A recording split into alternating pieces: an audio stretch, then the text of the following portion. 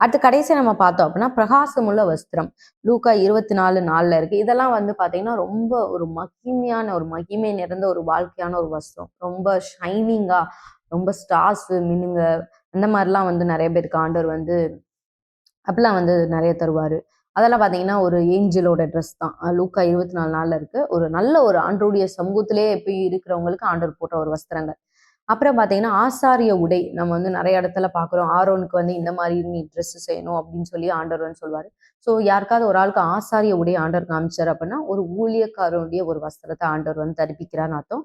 இல்ல உங்களுக்கு நீங்க ஊழியத்துக்கு வந்ததுக்கு அப்புறமும் இன்னும் உங்களுக்கு அந்த ஊழியத்துக்கு ஏத்த மாதிரி ஒரு ரெஸ்பெக்ட் வரல, நீங்க ஊழியம் செய்யற மனிதர்கள் உங்களுக்கு கீழே உள்ள மனிதர்கள் உங்களை ஊழியனா ஏற்றுக்கொள்ளல அப்படின்னா நீங்க ஆசாரிய உடை வேணும்னு நீங்க ஜெபிக்கலாம். ஆண்டவரே எனக்கு ஒரு ஆசாரிய வஸ்திரம் தரிப்பிங்க அப்படின்னு சொல்லி நம்ம ஜெபிக்கலாம். அடுத்து பாத்தீங்கன்னா இன்னொன்னு சர்வாயுத வர்க்கம்.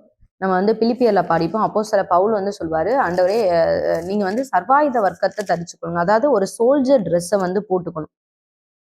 எபேசியர் 6ஆம் அதிகாரத்துல இருக்கு. சத்தியம் என்னும் கச்சையை கட்டிக்கொள்ளுங்க, நீதி என்னும் மார்க்க வசத்தை, இது எல்லாமே